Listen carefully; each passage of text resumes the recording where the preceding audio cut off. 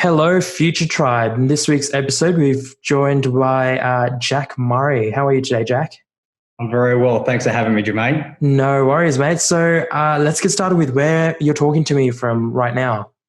So right now, to paint the picture for your audience, I'm in Rushcutters Bay. So Sydney, here in Australia, and it's about a cool 22, 21 degrees. Not as hot as it previously was, but, you know, we're enjoying this early spring here. So do you live over there? Is that your home? Yes, that's right. That's right. You know, with my lifestyle, I tend to travel wherever I'm most inspired. So last year, I'd done a lot of Eastern Europe. I think that's a very interesting economy right now in the world. I've done a lot of Vietnam and Cambodia as well. I think they're certainly on the rise in comparison to, say, Bali and Thailand. So these places I like to explore because I consider myself a coach and a consultant and an entrepreneur. However, an investor plays a big part of that. So I go to where people are going, where I think people are going to be going in the future as well. Yeah, no, very cool. I traveled Cambodia, Vietnam, Laos a few years ago now to sort of get in there before it gets not ruined per se, but a bit more touristy to get an idea of, you know, what it's a bit like more in a more genuine sense. I would say, like, while we were there, they were still developing a lot of it, and for similar reasons as to you, not necessarily to invest directly, but to get an understanding of where things are heading and where people are heading, because, you know, Southeast Asia, for example, and even certain parts of Europe are sort of the next area of growth for a lot of businesses. That's right. We've found market penetration hitting near 100% in places like Australia and the US. You've got to look at India, China, and then, you know, as a secondary, all these other places that we've talked about as well. That's right. Good stuff. So you're based out of Sydney. Give me an idea of your age. You can give me a direct number or a range. Sure. That's fine. So when people ask, I forget, because age is not a thing for me. It used to be. When I used to be in the marketplace, used to be, Jack, you're too young. Yes. I've actually hit that sweet spot in the marketplace now, where it doesn't matter so much anymore. Like, how old am I now? I'm 33, I believe. And I genuinely don't count anymore, because it used to stop me from actually doing. Completely. Right? Completely. I mean, I had my first client when I was 13. So and that was something that was a big thing then. I still remember, you know, early 20s. I'm going to be 25 soon. That I would be already 25 by the time everyone's listening to this episode. But I completely agree. Early 20s even, I remember, you know, meeting clients, and clients would say, I'm coming to you because this other agency, you know, the boss took on the job and then passed it on to someone in their early 20s. And, you know, age was much more of a factor. I've just found that we just don't talk about age. And I guess that's a good point to start off with, you know, presenting, because age at the end of the day is a number. I can get the people who say that age equates to experience, but I'm sure you and I both know people who are our own ages who have much less experience or who have much more experience. And I suspect that that's what you've found now, is that age doesn't matter so much. Yes, you're in the sweet spot where, you know, you don't look too young or too old. That's right. And that's going to change soon. I mean, the difference is, I think, you know, if you're starting out, let's say you're a 13-year-old boy, just like you were, that's actually an asset now. The marketplace looks at that and admires that. And so that dynamic has changed from, oh, you're too young, to, oh, now you can teach me about technology. Yes, right. From you've grown up with this, so your point of view is actually completely different. And I agree. You know, I love working with. It's funny because they're not that much younger than me, but 18-year-olds, for example. Yes. 17-year-olds who come in, like we had a 16-year-old come an intern, and they come from a different frame of reference to what you and I would come from. That's right. And growing up my early days in Sri Lanka and Bangladesh and sort of the developing world up until about 2006, I now realize that I was living sort of how people in Australia did in some aspects in the 50s and the 60s. So, you know, growing up not having, say, a computer in every room or a TV in every room, that's shifting, because now those youngins coming through, they don't know what that limitation is. They don't know what that previous medium is. For them, it's just all fresh, new, and going to be different in the future, yes, but in a totally different direction. That's right. And to talk about that, when I first started out, as in a transport company. My dad owned a transport company, and we moved fine arts, pianos, anything that was big and heavy, we'd move. So give me an age here. So how old were you when you started? The age bracket, that was like for me about 15, when I had some muscle to actually start lifting some things. As soon as I could start lifting things, I was doing that. And this was in a place called the Southern Highlands of New South Wales. So it's quite an affluent area. This is where the Nicole Kidmans live, the Russell Crowes, the Jimmy Barnes. Now with some of our clients as well. Now, what actually happened in that time frame was you could just put a 4-page ad up in the Yellow Pages, and it was about 20,000 at the time, around that, and that was all the marketing you needed.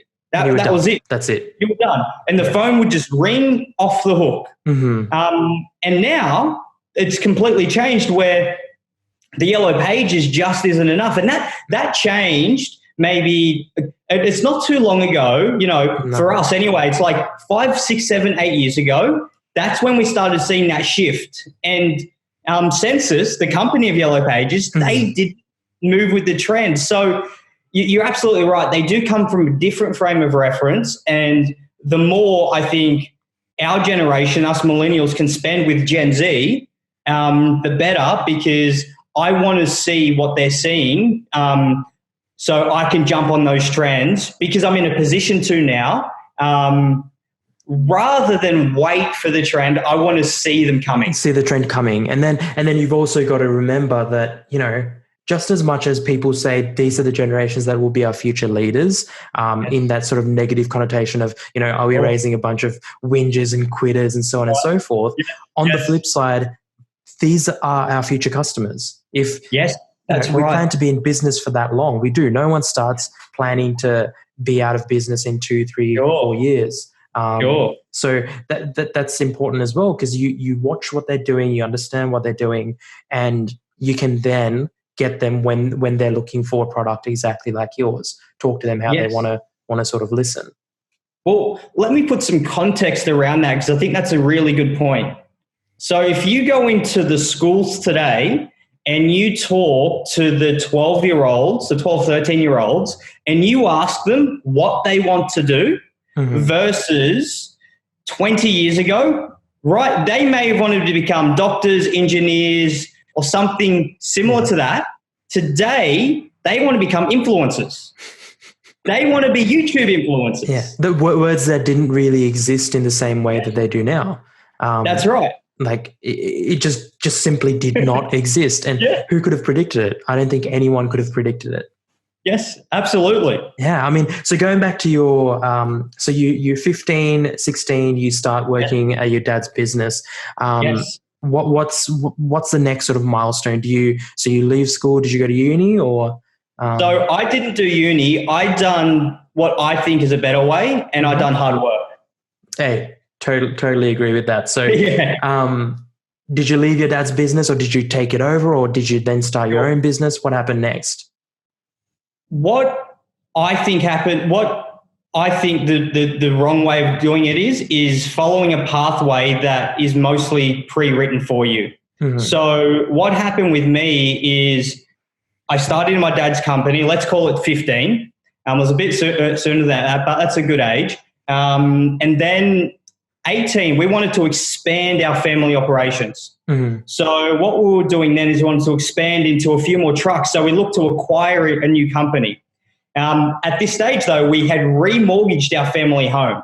So we were taking on some risk, which was fine. But was it calculated risk? Probably not, because my dad had me when he was 50. So at that time, he was an older fellow, right? So let's call it 65. he would have been about 66, 67 at that time. Now, what happened then was as soon as we acquired the company, I'm talking the trucks had just turned up at our depot. And then my dad had a stroke pretty much the same day. Wow. Yeah. And you'd just taken on this, or acquired a new company, essentially sold your house as far as the banks are concerned. Essentially, that's right. Yeah. Essentially, we'd sold our house, we'd refinanced our house, we'd put the house up as collateral to get the company. Dad had a stroke, and I'm a 17-year-old kid. I didn't think I was a kid at the time, but I was. Mind you, I was probably more mature at that 17, 18 than I am now. You have to be when you've got that much riding on it. Yes, that's right. Absolutely. So then at 17, 18, for me, that was good responsibility because I wanted that responsibility. Could I handle the responsibility? Time says no, based on how it rolled out. But in the space of 2 years, we've done a lot of jobs and helped a lot of clients. This is how I got into what I call high-end selling, because at that end of the market, in the Southern Highlands, let's say if you're a Sydney removalist back then, and inflation's moved, but things haven't really changed with pricing. So let's call it a Sydney removalist would charge around $85 per hour. Let's call it 88 with GST for 2 men in a truck. In the Southern Highlands at that time, it was $140 per hour for 2 men in a truck. So almost double. It was a much different market.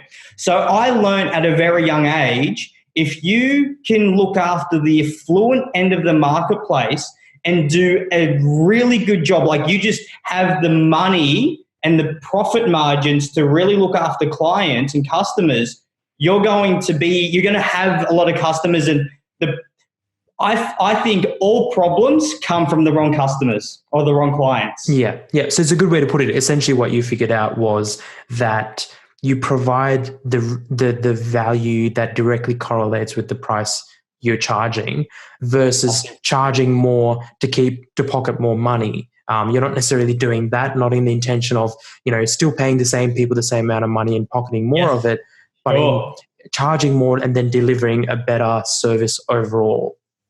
Absolutely. I think everybody should be aspiring to offer a premium service. Wherever possible, exactly. And it's not about supporting only the people who can afford it, because realistically, you provide enough value to justify what you charge and therefore the value that they reap from it, whether they can afford it or not, whether they're swimming in money or not. Yes. For those listening, I'm just sort of doing the air quotes because these are all relative terms. Ultimately, you should be able to provide value and should be confident enough to price things at such a rate that they will gain value from it. So you're not screwing anyone over. Well, if you're any cheaper at that market, they don't want to work with you. Because that's a red flag for them. It's like, why are you so cheap? Where are you cutting costs? That's right. Absolutely. It's a great way to put it. Yeah. And how can you offer the great service? So I want to have such great profit margins that I can go in and do anything I want to please a client. Yeah, you want to be able to spend 10 hours where you only would book in for 2 hours with a traditional customer. You want to be able to spend 10 hours, whether it is, as a removalist, whether it is, dusting whatever you moved over once you've placed it versus dumping it in the front yard and saying you sort out the rest getting into the house, etc. Spot on. And you found that those people would much prefer to pay more to get their piano in their house than pay a tenth or even a half to get the piano in their front yard and then work out doing the rest themselves. That's right. And this is when I learned that anybody that would ask for a discount would probably be problematic. Like, it's just the nature of the buying cycle. And each time you give them that discount, you're basically saying that you're making it unfair for the people that paid full price. So I learned at a young age that everyone pays full price. There are no exceptions to the rules. And if you don't want to pay full price, I can't help you as much as I'd like to. Yeah, exactly. And that's another good point you raise and this comes down to pricing. No matter where you set it at, you need to be confident with it. But then not discounting. And if you were to say, someone was to come back and say, listen, Jack, I can't do $6,000 for it. Can we do $4,000? Then you say, yes, but that means out of the 3 items, we're only going to be able to move 2 of them. Sure. Versus that's saying, right. yes, we'll do it for that same price. Because, you're setting the wrong precedent. And where does the business go from there? Just, they're going to tell their friends that these guys, they'll take off 30, 35% if you sort of push him. And then you just end up, in a hole. Like you just can't have a sustainable longer term business. That's right. You're basically breaking integrity of every previous client by offering this client a discount. Mm-hmm. Mm-hmm. Exactly. So what happens there? So now you're left with, a father who's not doing too well. And did he recover from that? Dad didn't recover. So he had a stroke. However, he was in a wheelchair. So his whole left side of his body was paralyzed. And what I mean by that is he literally fell out of the truck. Imagine the trucks had arrived. We weren't there. We were out on a job. And then we had arrived. And then Dad fell out of the truck. Mm-hmm. And then he still had his mobility at this stage. But the unfortunate thing is when you're let's call it a 16, 17-year-old kid and your dad has a stroke, and because at that stage, even today, there is not much social awareness around stroke like cancer and a heart attack. So you're wondering what's happening. And what happened from there was Dad was bound to his wheelchair. Mm-hmm. So my family and I were looking after Dad, and my brothers and I were also running the company. I'm the eldest of 3 brothers, eldest of 4. I've got 3 younger brothers. Mm. Now, what happened then was we ran the company for, let's call it 2.5 years. But I ran the company, but the business was suffering. Does that make sense? And what I mean by that is I was doing the work, but when it came to all other aspects of the business, I just didn't know what I was doing. Yeah. So you would have things like accounts that were unmanaged. The bookkeeping was unmanaged. Assets probably unmanaged, not properly managed. Yeah. Yes, that's right. So I'm trying to figure this out as I go. But at this stage, we didn't have enough money to pay off the remortgaged home. Mm-hmm. So then the creditors came in and took the home. Wow. So you guys lost your home. Lost the home at this stage, and it's like, wow, this is real stuff. What happened after that stage is went, okay, and I had to sell the company. You could say about 25% of what we bought it for, not even that. So you're selling now the second company that you purchased, or the whole company as a whole? Right. No, it's the whole company, the company as a whole with the trucks with and the all, new company about and everything. 25%. So I'm not even counting all the goodwill we created in the first company. Mm-hmm. I'm just literally going all together. Yeah, written down to a quarter of what you... That's right. Wow. And this was the best lesson for me, because for me, all of my best lessons have come through emotional trauma, some pain. This is how I learn. So like you said, your audience are naturally optimistic. Great. I'm naturally optimistic. But I had to learn to be optimistic while pessimistic. There's a balance between the two. And all great business people understand that if you're going to look at the upside, you need to look at the downside as well. And this was unfortunately what my dad didn't do as well, and what I didn't do as well at the time. But I learned during this period to look, okay, this is the upside, but if that goes wrong, I want to minimize downside. So now everything in my life is, how can I maximize upside and minimize downside by making sure I get out of investment opportunities before they turn into the turmoil that I experienced at 18. Right. Yeah. So to put this sort of into a mathematical sort of sense, for example, is to not take a $500,000 gamble to make $1 million necessarily, because if you can't cop that downside and you don't have, let's say, $700K in the bank. Because some would say, hey, if you can take $500,000 loan and you're going to, again, within air quotes, that you're going to make $1 million, then it seems like a mathematical equation. But what you're saying is, and I agree with it wholeheartedly, is that that's still a liability that you could otherwise go without. Yes, there's a potential to make $1 million off a $500,000 liability, but that's not a guarantee. And it's about reducing that, because I don't know about you, but I would definitely rather take a $100,000 risk to make, say, 200,000. So overall, you're doubling your return, but you're just being careful and manageable with your risk, because at the end of the day, $500,000 is much harder to bear than, say, $100,000.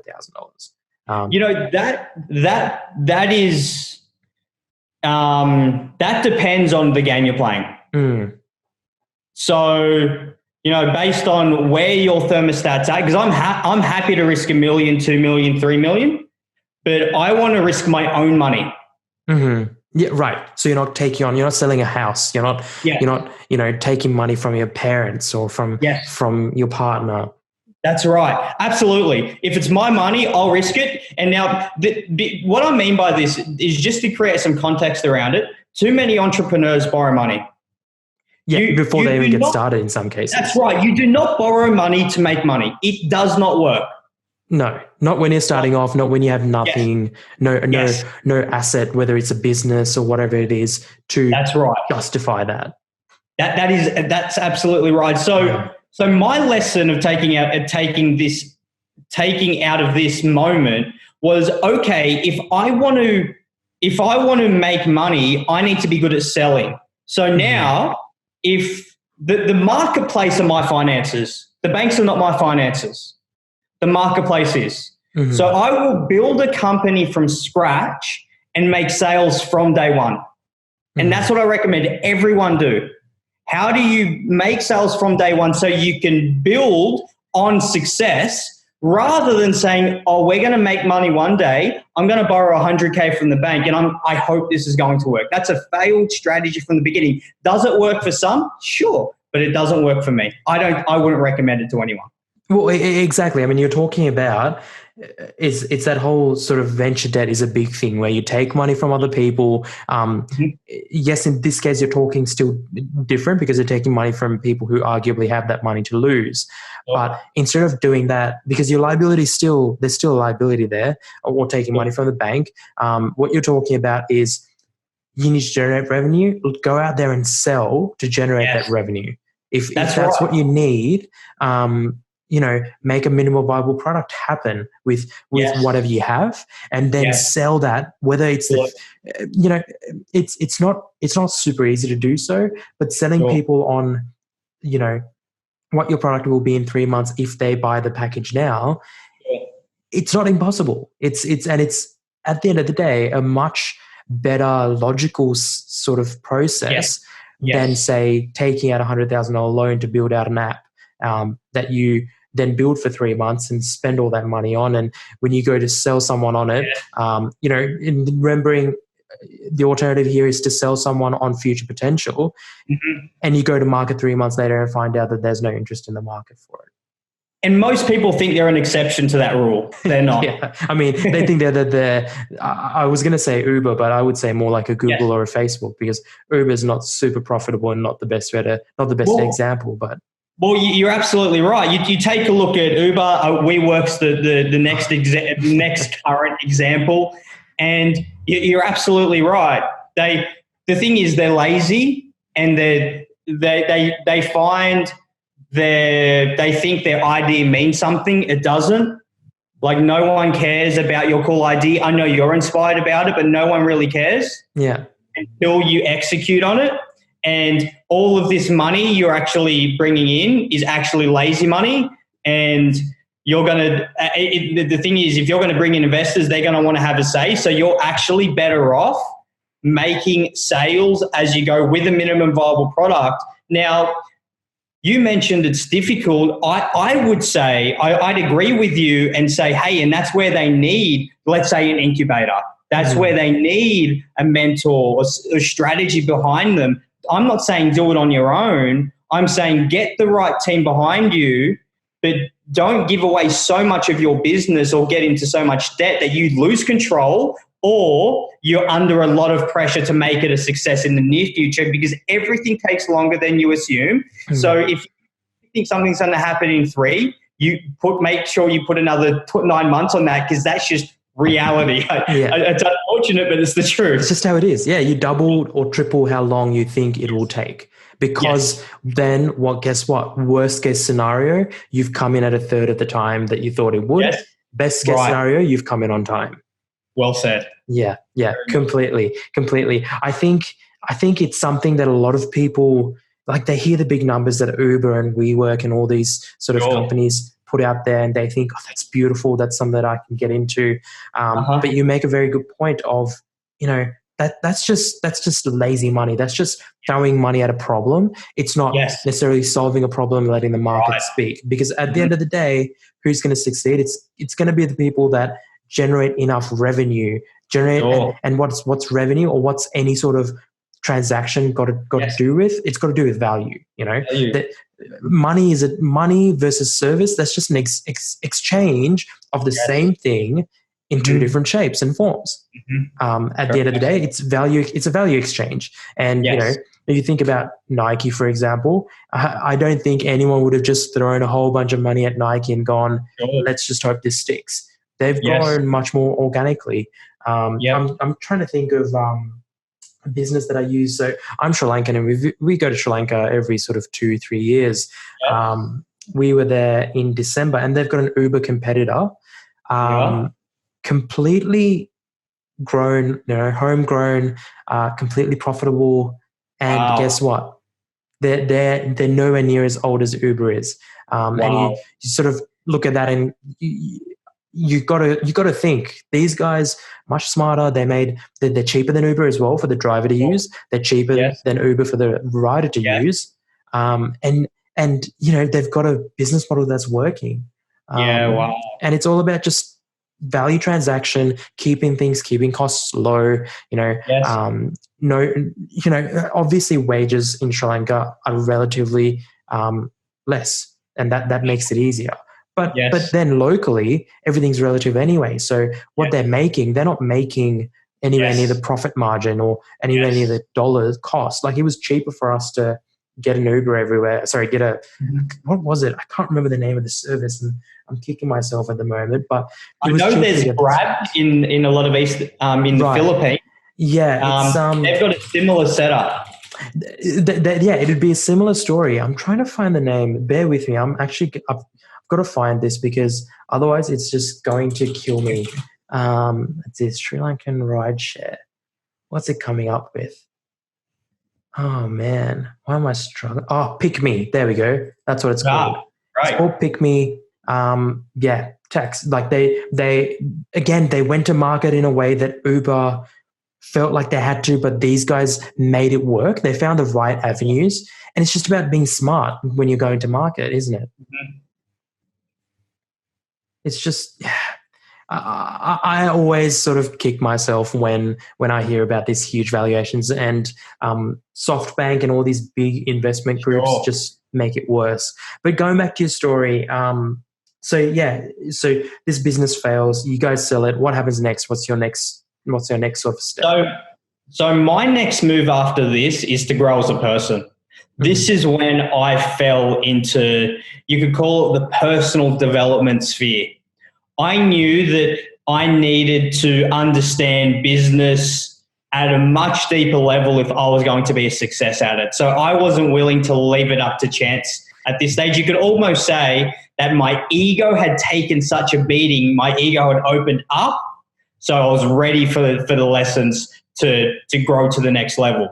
Now, what happened at this stage is the first mentor I really had was, like many, was Tony Robbins. So back in these days, I was still his infomercials. Yeah. Right? Tony Robbins was like the number one place to go to. Not that he isn't now, but he was the person. Nowadays you can find a few other business influencers, but Tony Robbins. So give me sort of where are we now in terms of years? Are we sort of late 90s now, or? Yeah, here in years we're actually in 2006. So okay, yep. 2006, because I went to my first Tony Robbins a seminar, because Tony Robbins has his audio products. I remember the first thing I signed up for was his Get the Edge program, a 7-day audio program that would transform your life. That was his pitch, and it worked. And, you know, I would have listened to those CDs 100 times, over 100 CDs. times. That yeah, puts that's us right. I know. And then what had happened is he was coming to Sydney, Australia, and he was playing. It's pretty much like that when you attend a Tony event. He was speaking for 3 days. He's Unleashed the Power Within program at the Sydney Entertainment Centre. And I wasn't going. At that stage, I didn't have the capacity to invest $1,500 into a course. So it cost too much, basically. That's right. Yeah. Relatively to what I had, $1,500 was a lot of money. So what happened at that stage was I had the people that actually bought my company were going to Tony Robbins. This is the moving business. The furniture company, that's Yes. right. And we were really good friends because we all collaborated and worked together. And we had like this, and we still do, we have like this soul connection, right? Where they know me, I know them, and things just work that way. So what happened then is they said, Jack, we're going to Tony Robbins. And they're like, are you coming? And I'm like, well, I want to. And they're like, well, are you coming or not? And I'm like, well, no, I want to, but no. So they're like, okay, we're going to sponsor you to come to Tony Robbins. Let's go. And that was one of the best gifts I've had today, truly. And I went to that Tony Robbins event, and it wasn't, Tony was incredible, but there was another guy by the name of Joseph McClendon, the third. He talks on one of the days that Tony doesn't speak of the three, right? And my friend that was sitting next to me, Lisa, she sort of nudged me and said, oh, can you picture yourself doing that? I can. And that was the trigger for someone else to have confidence within me in that moment. That was the trigger for me to say maybe. That's all it took, was that maybe. And like you said, this was before well before the influencer trend. Even life coaches weren't a big thing then. Like it was Tony Robbins, he was a life coach, just go to him. That was it, yeah. Life coach, business coach, the works. Yes. That's him. Get his CDs, go to his live events. Yes. Nothing, I mean, Facebook would have, was Facebook even a thing back then? Probably not. I think it was just the thing, right? It was just the thing. Yeah. Yes. Yeah. But it was still this, totally. Little hack together, the Facebook. That's right. Yeah. Absolutely. Yeah. And that was the experience. So that's when my journey really started. It took somebody else to see that. And that's why my clients pay me now. So they invest in me to see something in them that they don't quite see in themselves yet.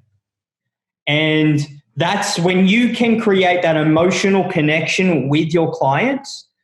They will want to work with you for long periods of time, because anyone can teach copy and paste tactics and strategies. I've done it for years. It's not difficult. Yeah.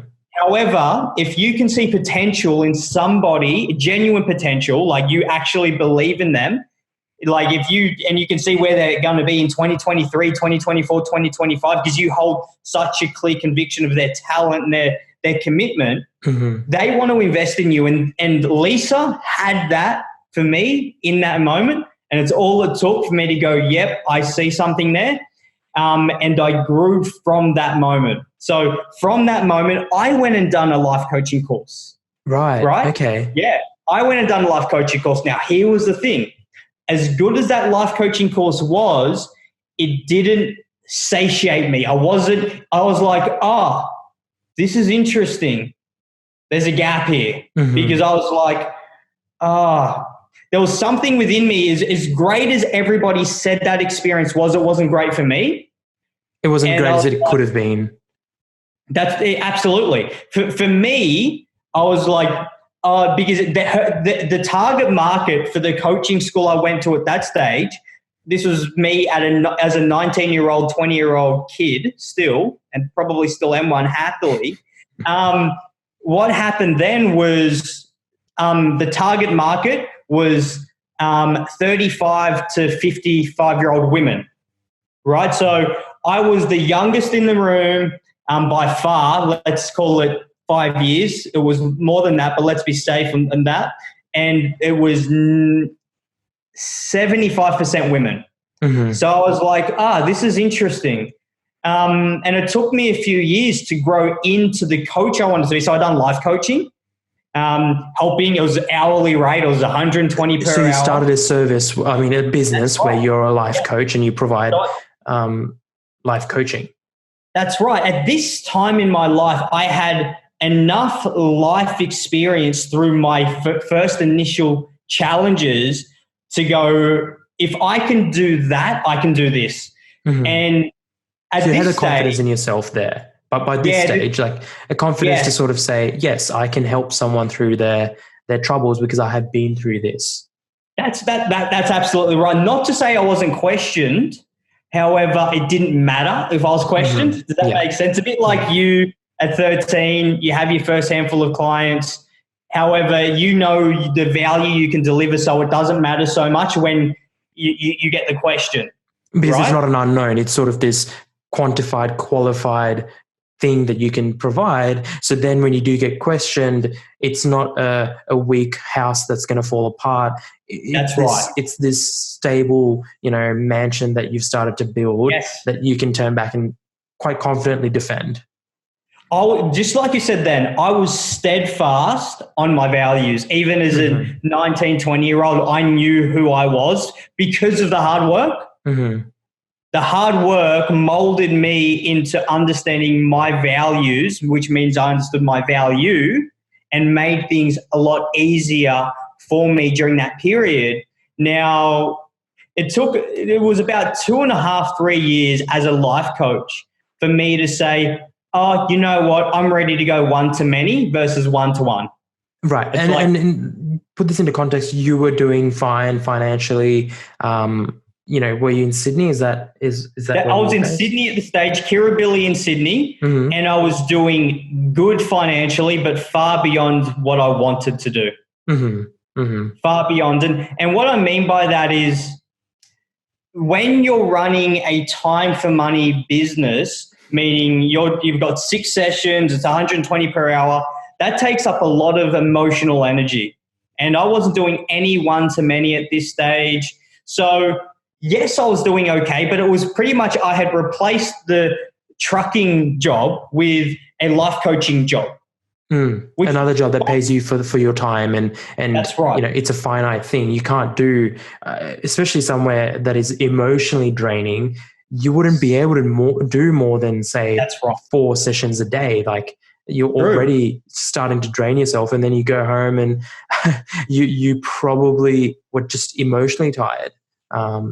Which would then affect the other parts of your life. So now you're ready so at this stage you're sort of thinking, this isn't something that, even that mathematically you just hit a limit. You either you hit a point where once you exhaust all your time, you either got to charge more or got to somehow find more time. And we all know that second option isn't an option.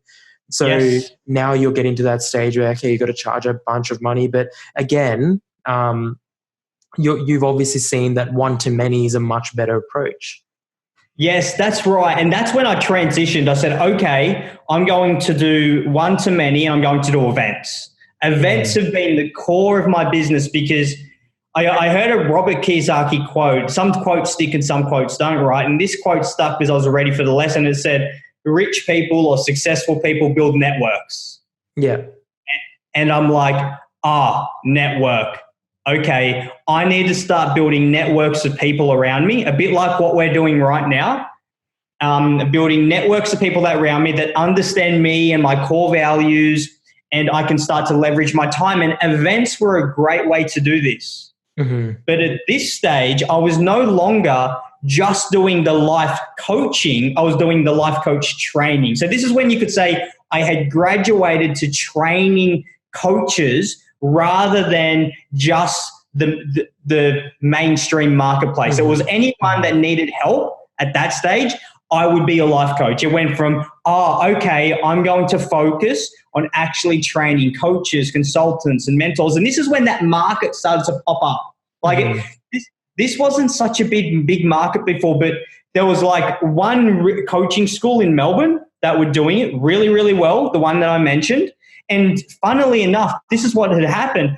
After that day, after that weekend that I'd spent with them, I'm like, they'd mentioned a few times that they were looking for other people to work with them. And I called them up and said, hey, I'm looking to work with you guys. I think I'd add a lot of value. And they pretty much flat out said no. Like it was pretty cruel. Yeah, and, wow. At that stage, a no today, you don't, like, I wouldn't even, it wouldn't register, right? It wouldn't even. It's just not a thing. Yes, that's right. But a no then was like, I had to think about building up the courage to ask. So a no then was a real no for me. And so what had happened is I'd gone through this life coaching journey, and let's say I'm 2.5 years, maybe 3 years into my life coaching journey. I had said to myself then, I'm going to start my own life coaching school. And that's when things changed to the one-to-many aspect. And what had happened is the first name ever was the Life Coach Institute. That was the name because it was like, this is for your business.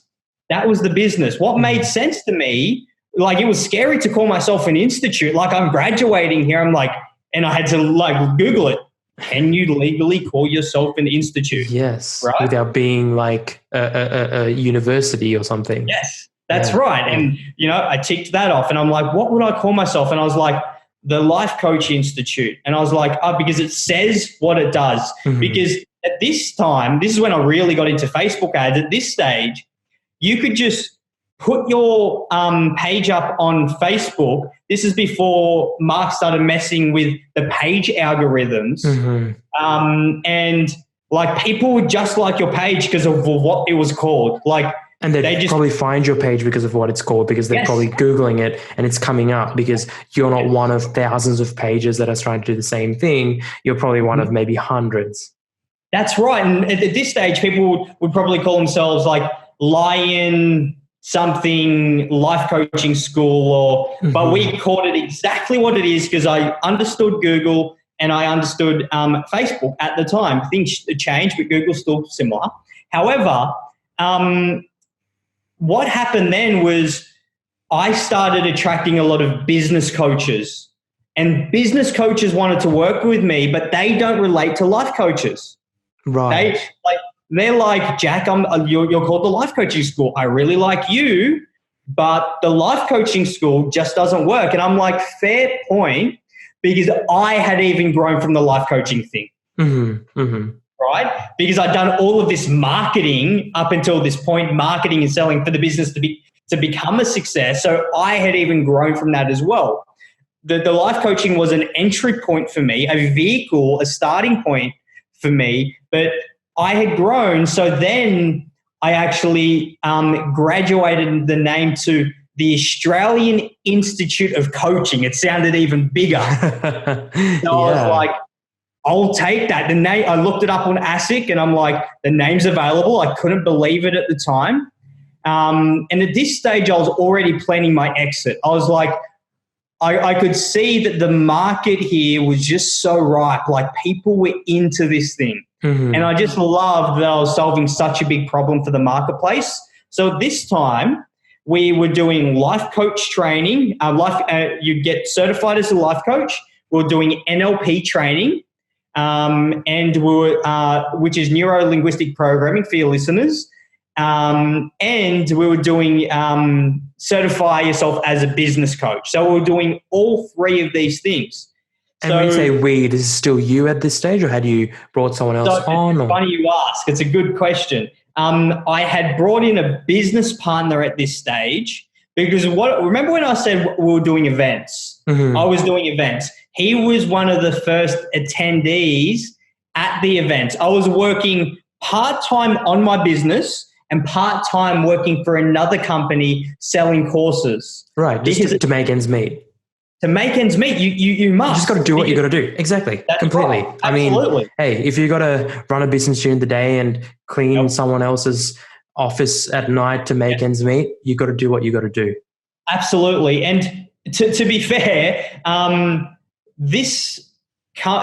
reason I wanted to work for this company was because I was still wrapping my head around marketing at this stage. Mm-hmm. So it was a learning experience then for you. Still sort of, this is Jack still going through his evolution. He's learning, he's experiencing new things, experimenting with new things.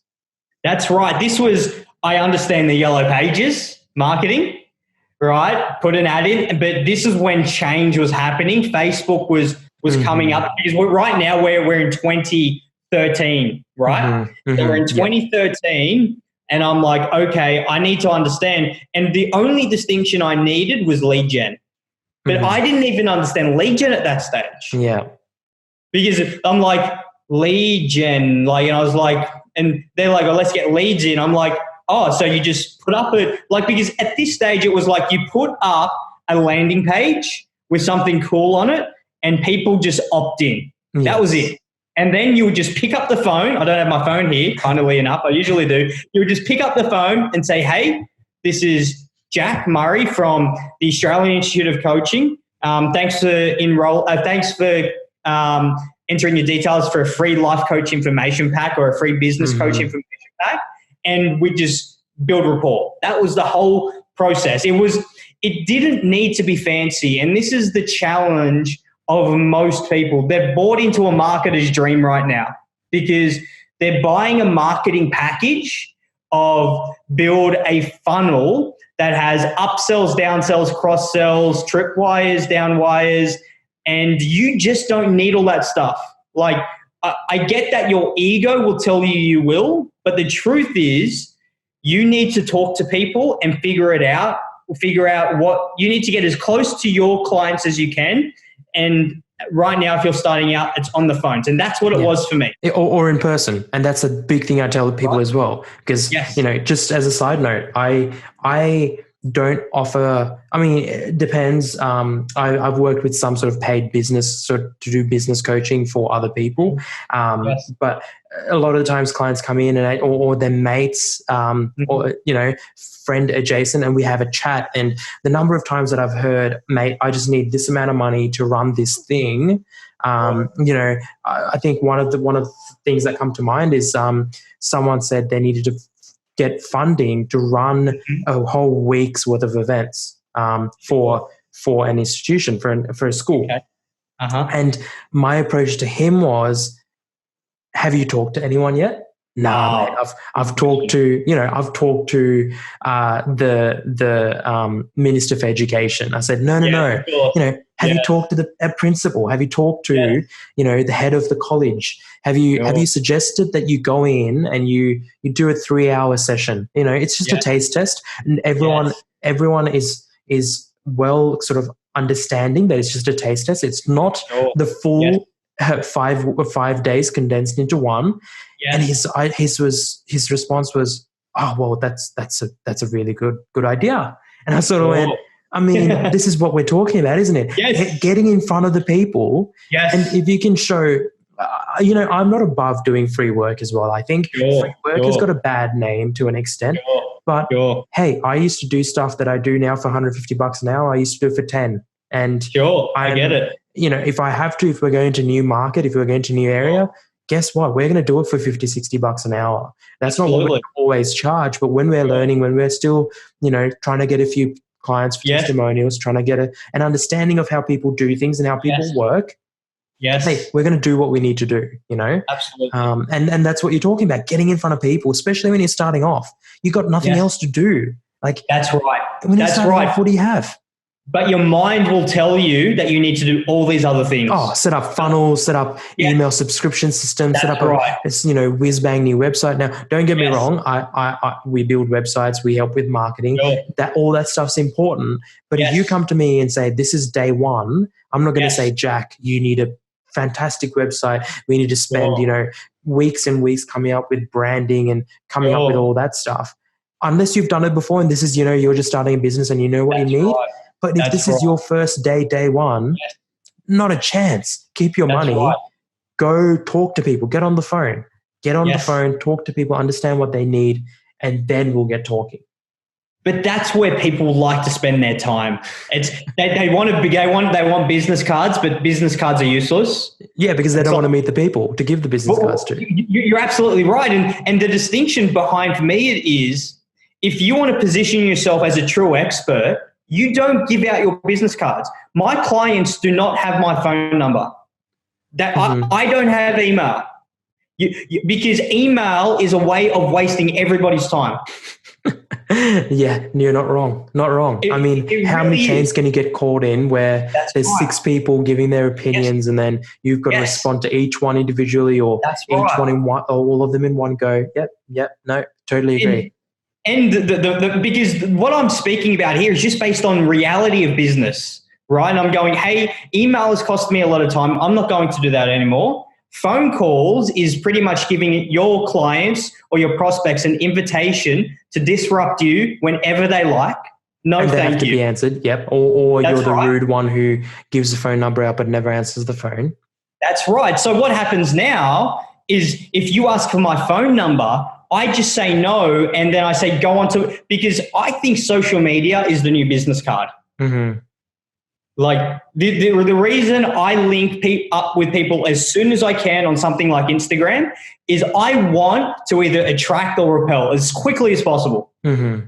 Like, I want you to make your decision up on me as quickly as possible. Yeah. Hey, I like this guy or I don't like this guy, because we can't have a long-term relationship if you don't like me. We just no, true. And because most people lead with services, I don't lead with services. I lead with my personality, and then you ask about what I do. But if I sell you on services, you're not going to be a long-term client. Almost always, because as soon as someone price cuts me or someone seduces you into their new marketing gimmick, you leave. Mm-hmm. And if we do it the way without the business cards and the emails and the phone numbers, and you go onto my social and you look at me and you take a look at some of my posts, you make a decision to me, and then we jump on like a conference call together where no one has each other's number. Yeah. And we meet like on this even playing field where you've called in and I've called in, and we both hit it off. That's the start of a really great relationship. Yeah, that's an interesting way to think about it. And again, this puts a lot of what people believe, like I've met a number of people, because they come to me when, say, they're looking at getting their first website built, and that's often something that people decide they can't do by themselves. Cool. And they come to me and they say, Germaine, can you put all my socials on there? And you look at it and there's like 5-6 different social platforms. Yes. These kinds of stuff are it's just rubbish, really. That's right. What is a business? You have no business having 6 different social platforms when you're just getting into business. Even the biggest players don't do that. It's not time efficient. It's not a smart way around it. So you would rather just get in touch. And I mean, the quicker you can get to the first yes or no, the more it makes sense at the end of the day. Sure. I want you to buy into my personality before I sell you anything. I want to create a real connection at a soul level. Like, I mean a real connection. Not this thing where I just fake build rapport. I want you to understand that, like, I am the real deal. And if you can't see that I am the real deal, that I've put time and energy into this to become great at it, and you can't see my genius without seeming arrogant, you're just not going to invest in me continuously. Because what tends to happen in the whole coaching, consulting, training, mentoring space is it's almost like you have 0 original thinkers. Yeah. I mean, everyone's just going off what someone else said, and then it's just a permutation of that. I mean, quickly, what I should mention is, when you reached out first, I loved, and I went around to Hayden, who edits this podcast, and I said, Hayden, this guy, man, there's something, like, he's just smart. Because responding so you sent me a message, I sent you a response, and you got back to me with a video. My first response, and you know, being in marketing, I know that this is again something I should be doing, but I don't, because you know, do what I say, not what I do. But I get it. A video message, and what that told me was, you're not copying and pasting, you know, swapping my name out. In the video, you said, "Hi, Germaine. You had a few questions. These are the responses," and that just made me go, okay, this guy knows what he's doing, you know, versus this is just like, this could be his PR guy or whatever else. Yes. And you're absolutely right, because that's when I want you to make a decision on me, right? It's like, because it makes everything, if it doesn't flow from the beginning, I know this can't flow. So it's basically a disqualifier for everyone. Right? Yeah. It's like, because we could jump on here and be clunky as we haven't met before, and you're clunky as because no one's been authentic. Right? Yeah. Everyone's trying to put on these fronts. Yes, that's right. And that's the game I used to play. Like, I'm no exception to the rule, right? But I just learned that I wasn't really attracting what I call my soulmate clients.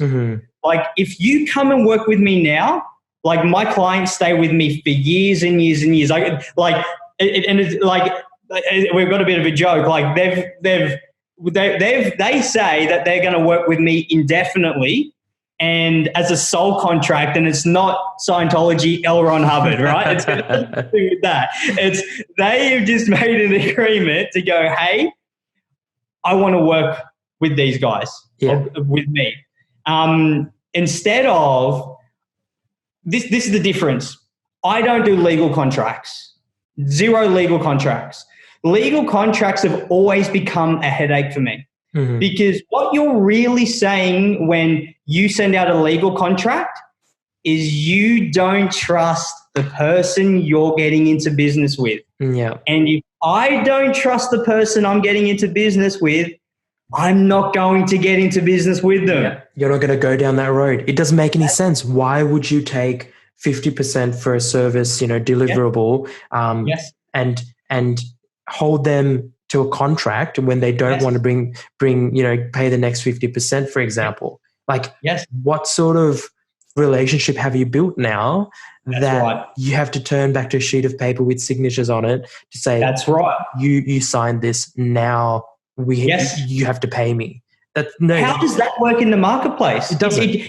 It doesn't work. So, you know, if we're to get into mechanics, so what do you do if somebody doesn't agree to it? Like, are you really going to take them to VCAT? Like, are you really? Maybe, but would you waste your time as a business professional? Is it worth it? Yeah. Is it? Like, are you going to pay lawyer fees? Are you going to do any of that? No. Yes. So, and this is where with my clients, they all pay in full. Everyone pays in full. Funnily enough, like, why would they pay in full? Because they want their clients to pay in full. Like, it's a pretty good idea to set the precedent, like you mentioned, from the beginning. Please lead by example with me. So what they're really signing with when they come and work with me is integrity. If we all can't lead by example, sign with the bond of integrity, which is much stronger than a worn out contract, by the way, just a signature. Who listens to that? It's barely a signature now with Adobe Sign and all that. It's just a click of the button and they say, yes, I signed it. Yeah. So I've never had anyone in all my years default, not one, this is no joke, not one person default when we have what I call a soul agreement. It's like, we're just connected. We know this is going to work. There's pure authenticity, versus I've had numerous clients default with a written legal contract. Yeah, no doubt. No, so that makes sense. Yeah. It's just I think it's a good takeaway for the people listening, that things that, you know, may seem like they're different than the mainstream tend to work if they're tried and tested without the email, without the phone number, without the contracts. They sound counterintuitive, but they actually make a big difference in business. Yeah, completely. So, okay, now you're, 2013, 2014, you've now started your Australian Institute of Coaching. Is that what it was called? That's right. We started the Australian Institute of Coaching, and this was a big success. So we became the #1 online life coaching school in Australia. And when everybody else was focusing on getting people in a room, which we did as well, but we focused on a lot of the online stuff. I was like, if I do this online really well, I'm going to have lower overheads with less stress, and I can systemize everything. Tech is not a challenge. So, and we can send out people's courses and they can do the course, graduate within 6 months, and off they go onto their course, or they can come work with me further on a more personal level. However, what really was the difference for me at this stage was Google. We ended up getting on the front page of Google with the keywords life coaching certification and life coaching school in Australia. So we almost had an unlimited supply of leads. It was like we get leads in on organic, like every day. Free. That's right. It was free. So it was just a matter of sort of converting them. That's right. It was pick up the phone. Hey, it's Jack. And just going from there. I had a sales team of 3 people. So they were selling remotely as well. So we'd always have a sales team selling remotely. So it was a very well-oiled machine. That's what I liked about that business compared to the one-on-one. The one-to-many was like, oh, wow, like I can sell as much as we can sell, and we're not capped in time. Yeah. You can sell 1,000, you can sell 1,000,000, and as long as the infrastructure can bear that traffic, you're fine. Yes. That's right. And in most cases, the infrastructure is going to be able to bear that traffic without any issues at all. Very much so. And then in late 2015, early 2016, I think it was, the years tend to mold together.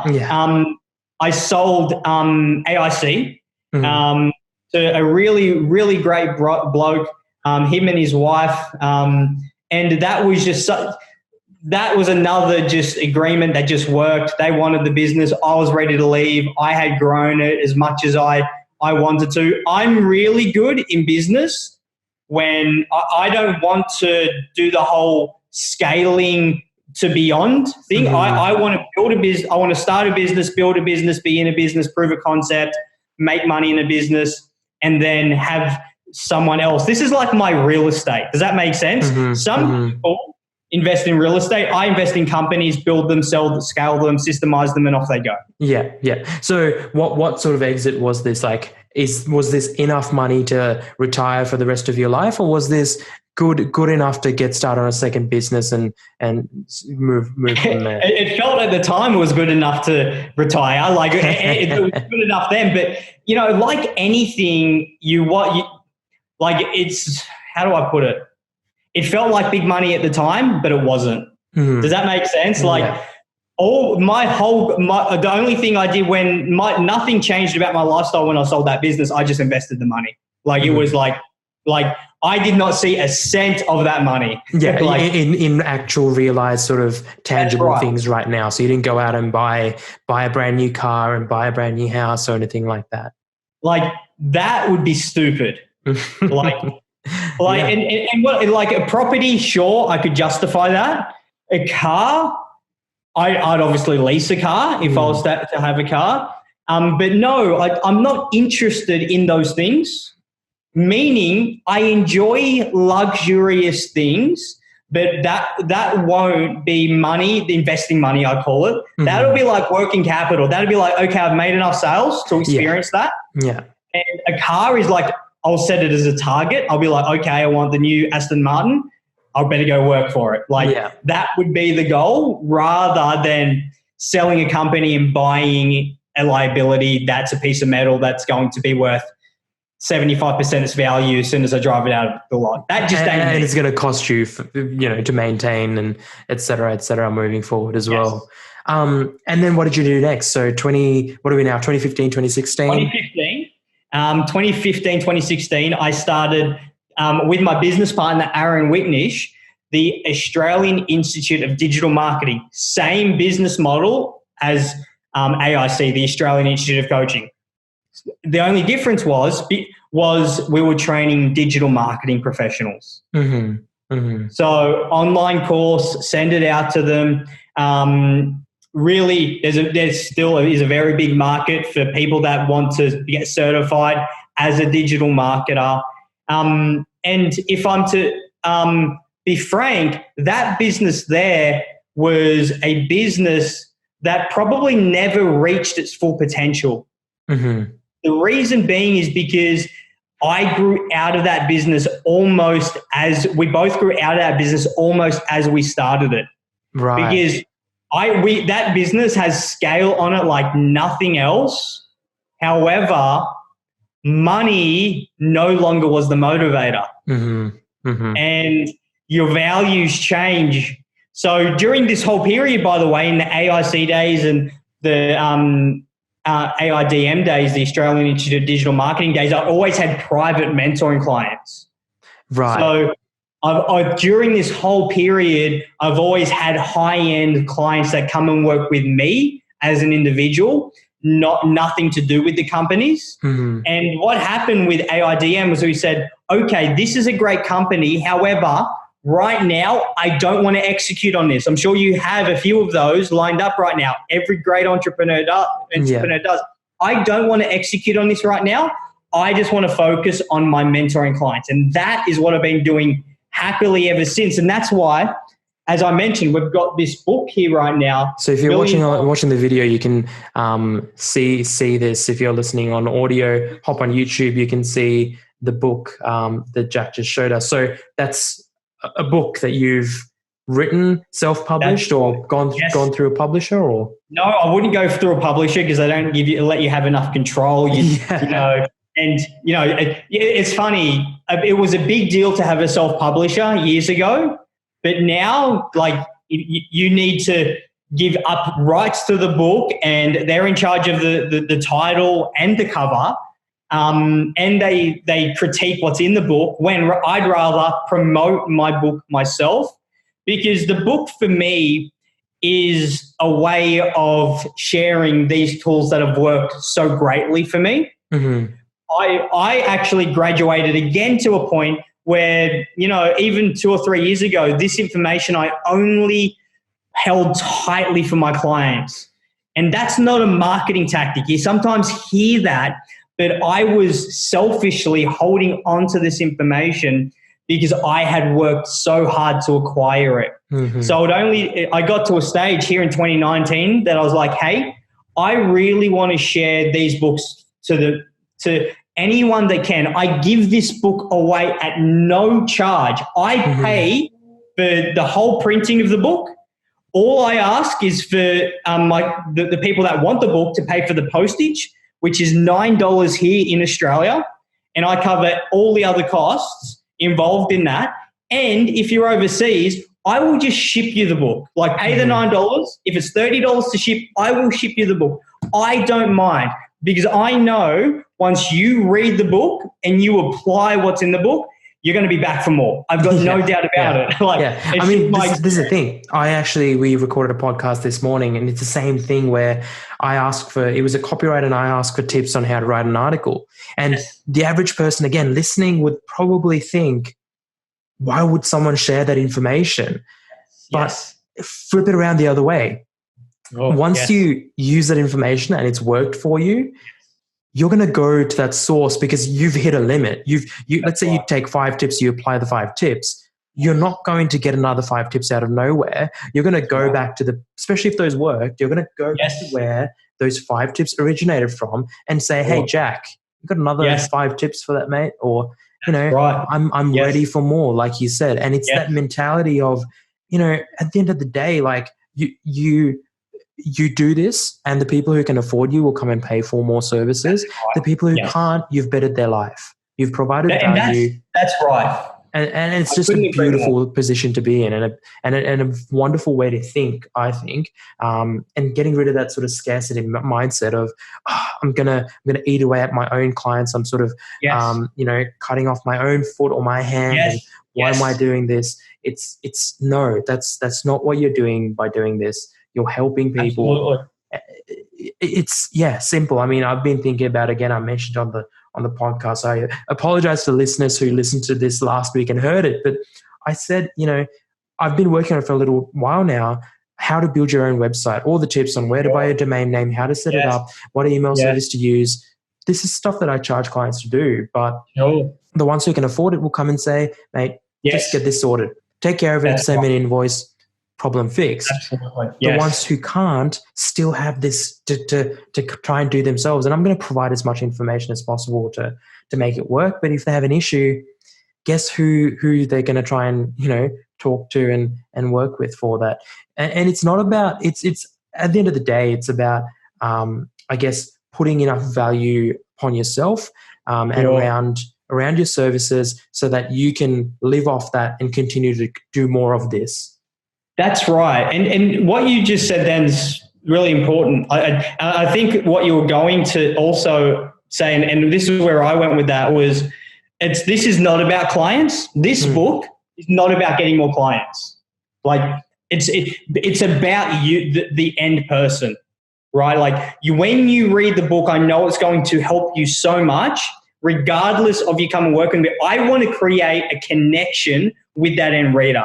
Yeah. This is the thing. And I think what's important to mention about this is, because if we're to go into marketing and websites, and I think social media is a big part of this, that most of the market look at things in a competitive manner, when you're much better off looking at things in a collaborative manner. It's much more powerful because most of the market still don't understand social media. Mm-hmm. And what I mean by that is social media is meant to be social. What it isn't, it is not scroll media. You don't just scroll through people's feeds and consume information and like none of it. Mm-hmm. What people really should be doing on these social media platforms is actually building connections with people. And this book builds connection with people. And in a website, just like the content you're talking about now, it'll build a connection with people, because even if you consume the book and you don't come and work with me, I know you're going to read the book and get on social media and share my thing. Like, I just know it. Like you're going to be like, that was a really good book. Jack Murray is the real deal. Share, like, post, comment, increase engagement. Yeah. And this is where I think most of the marketplace is missing. They want engagement on their stuff. Whose content are you engaging in? Mm-hmm. Like, do you seriously think in your unconscious mind that Facebook is charging your credit card every time you like or love or wow someone's post or comment on it? But this is the mindset these guys are coming from. So, like you said, you're really coming from a mindset of abundance. Mm-hmm. Like, you're really saying, okay, there's no scarcity involved. How many people can I help? And like with the website and the book, who can I serve? Because you know it comes back, and it's never failed me. And even if it did fail me, I'd continue to do it because that feels right to me.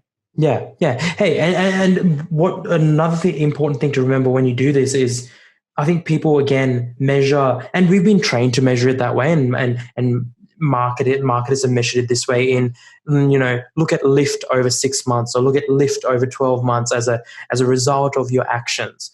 Yes. But, I've had clients who come back to me. I helped in 2014 or not clients even, because they never paid me. I just provided free support.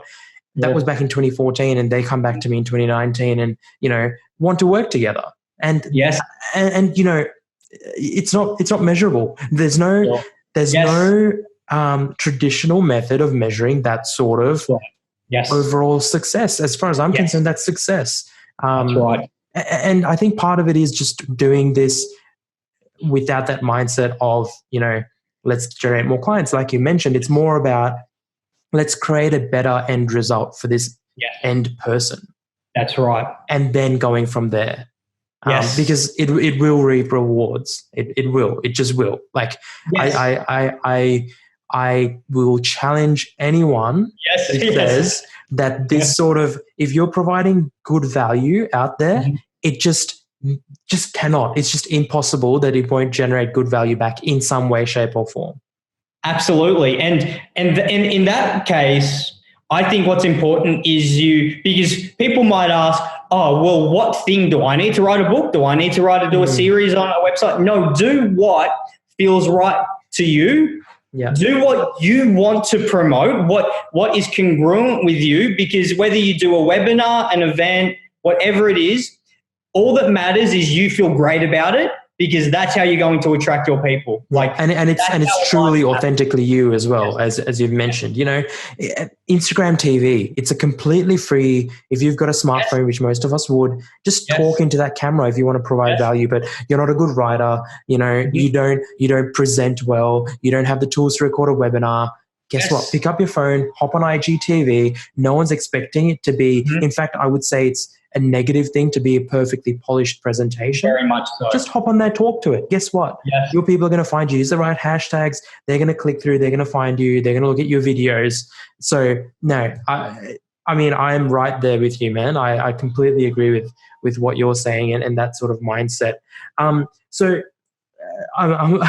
we're about 1.5 hours in so far. Wow. We'll wrap it up hopefully soonish, just because I don't want to take up too much more of your time. But I'm having so much fun, like I said. So you asked me the question, how long do I have? And I said, if we're having fun forever, and I stand by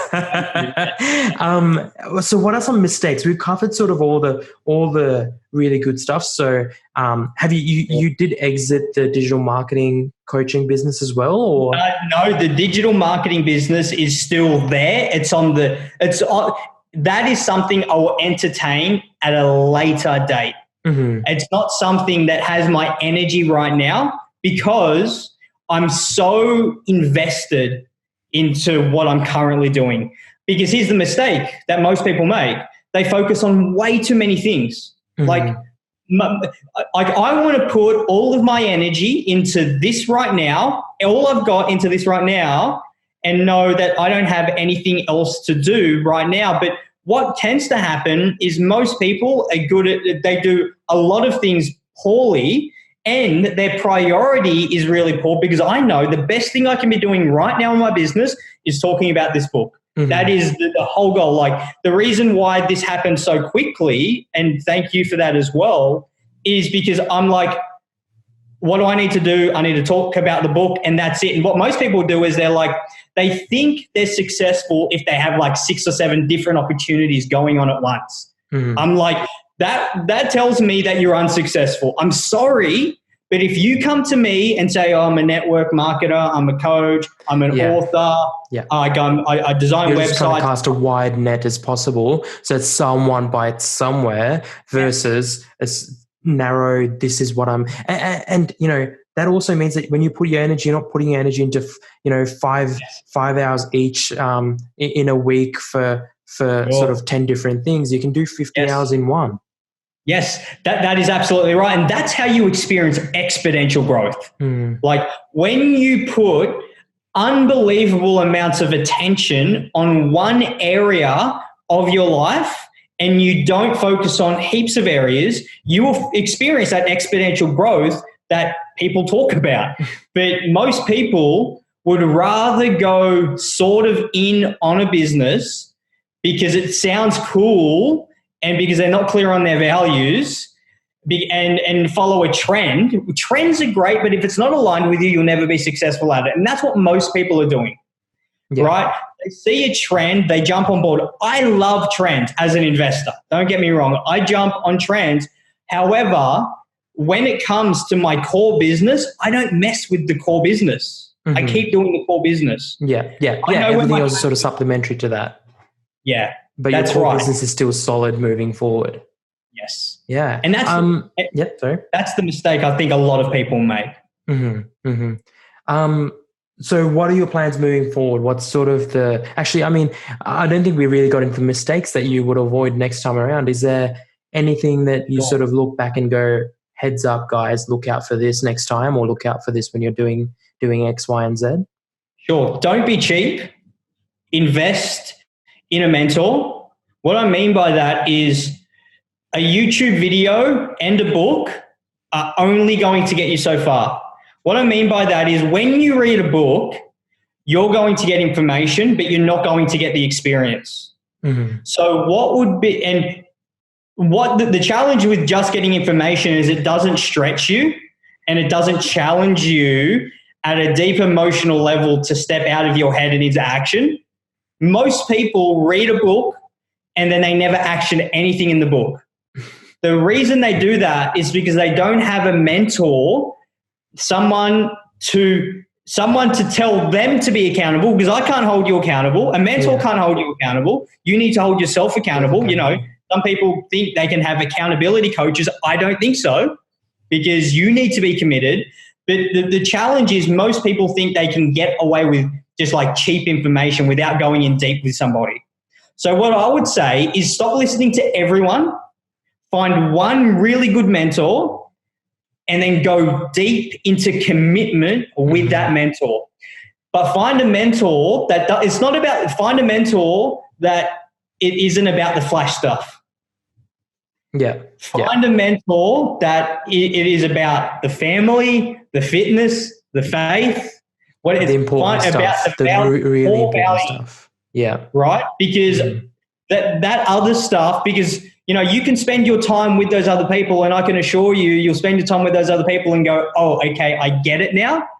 But I'd really recommend spending your time with those kinds of mentors that have their core foundations right in steadfast values, so they can help you become the best version of yourself, rather than let's call them the Ty Lopez's of the world. If you don't know who that is, he loves to pose around with his expensive cars and so on and so forth. So no, I definitely get what you mean. Go for those people who, and I guess at the end of the day, also align with your values and align with who you want to be as a person, rather than what you want to have as a person. That's right. And another core mistake, if we're going to touch on that, is to stop being anybody else other than you. Like if you're going through this journey right now, you have listened to a fair amount of personal development.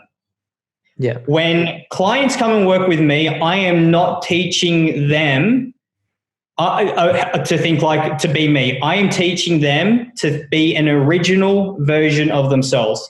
That's the real gift you can give to clients. You know, there's this myth that you can model your way to success. You probably can tactically, like you can strategically, you can do the steps, but if you're not the person to actually execute those steps, you can't. But most people are trying to execute on tactics that aren't aligned with them.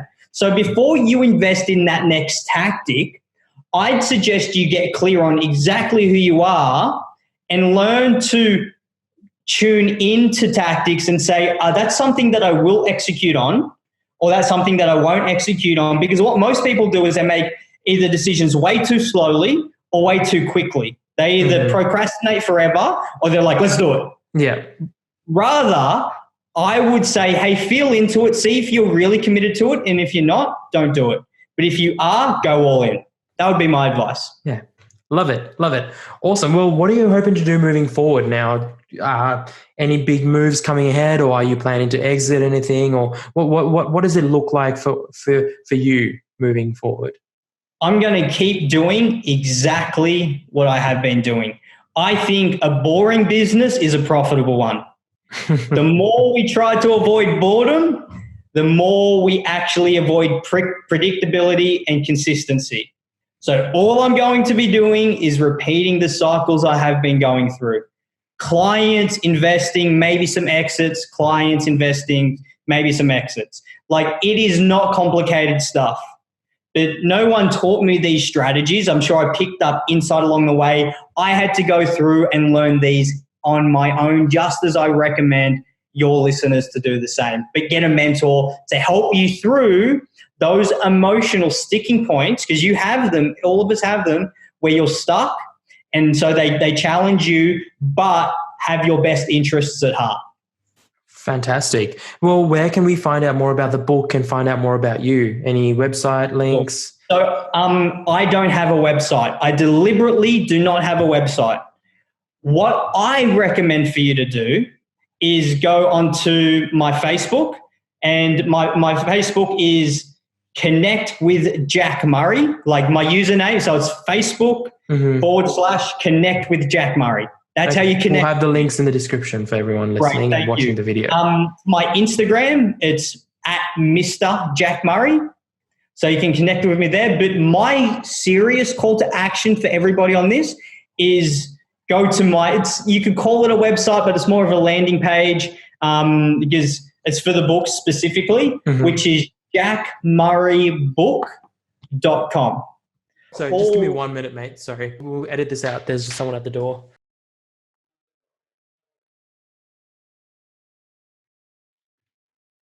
Sorry, mate. Where were we? Where to find you? And you were talking about your landing page.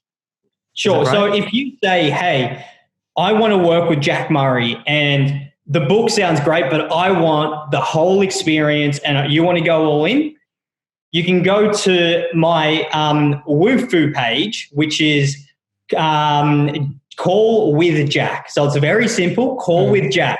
And really what I'm trying to do is I'm trying to point out a theme here. And the theme is simplicity. So if you want to go onto Facebook, it's just connect with Jack Murray, right? Very clear, very simple. If you want the book, it's just Jack Murray book, right? If you want to call with me, it's just call with Jack. And because what I want to point out is you'll never follow through with complex strategies on a consistent basis. You just won't do it.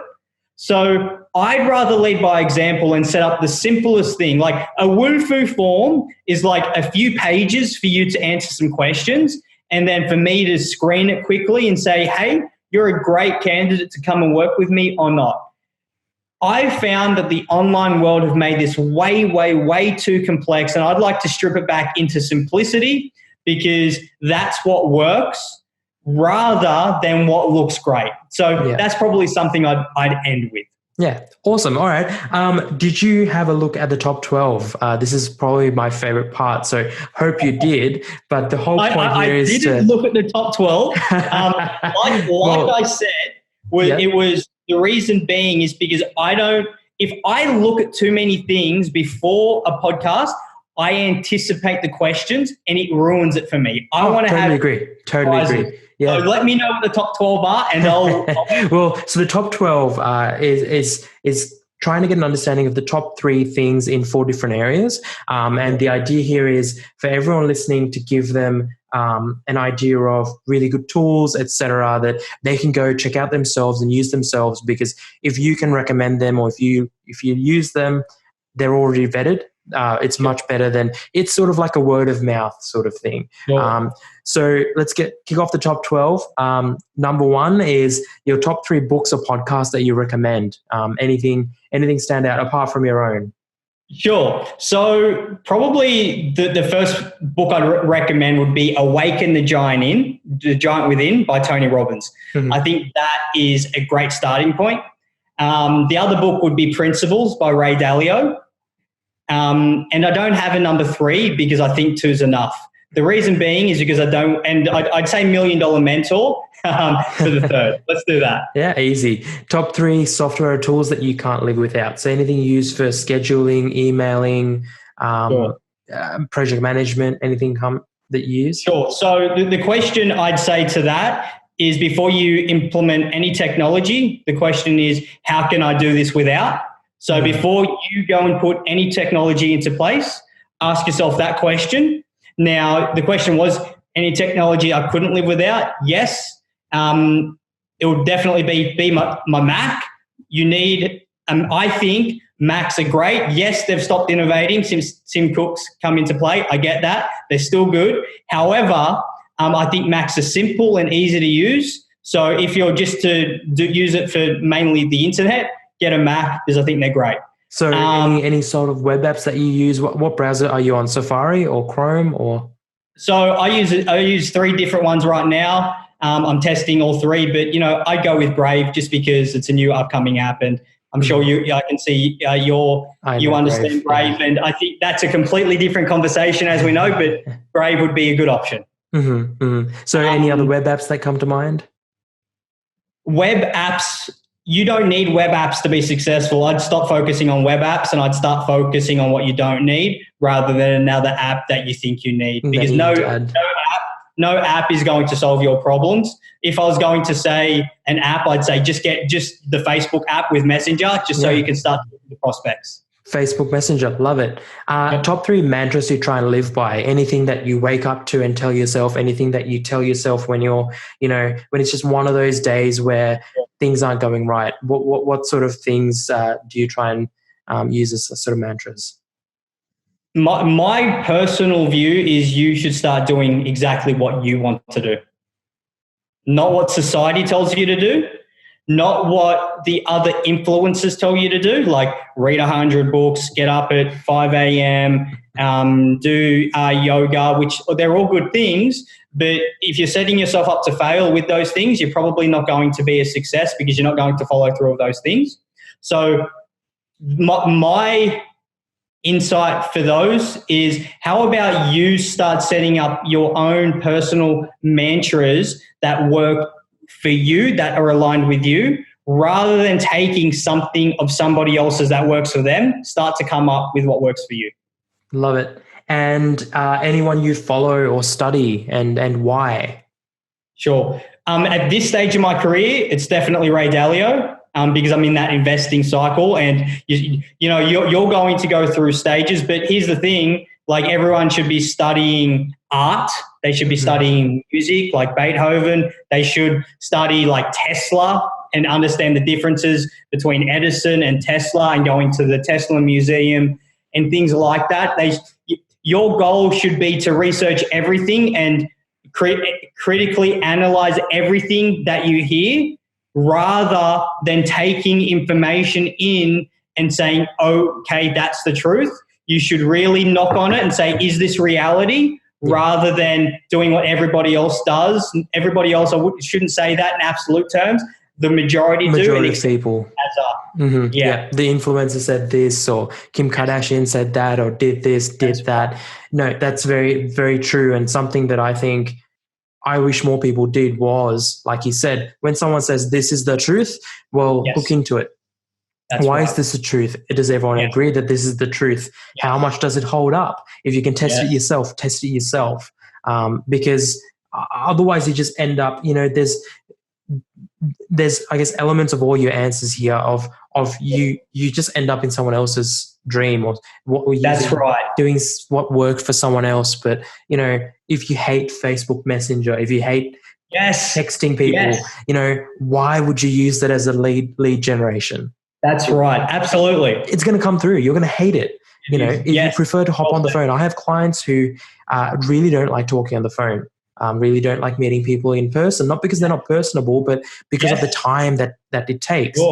They'd rather message 10 people, 20 messages in an hour than, and if it works for them, if you sit at home at 9 o'clock at night and, do sort of support chats or sell people more of their services or products. If it works for you, fantastic. Fantastic. Because when you love something, guess what? You're going to do it much better than something fantastic that doesn't sort of resonate with you. So and it's such a great takeaway to align with your strategies and allow time and process to do this, rather than just accepting things. And one other software I will mention, because I think it's a great software, which is Kajabi. I just think Kajabi is a great software because of its non-complexity. I'm really looking for tools that are the least complex as possible. And before I apply a tool, it's how can I without? Absolutely. Yeah. Love it. That's a fantastic way to end this podcast. Jack, thanks for hopping on the podcast. As usual, we'll have all the links to all the different programs and your different I guess social handles, etc. I'm used to saying websites, but there's I wouldn't say that there's a traditional website in any of those links that you talked about. That's right. But thanks again for your time, Jack. Germaine, thank you. No worries. Thoroughly enjoyed it.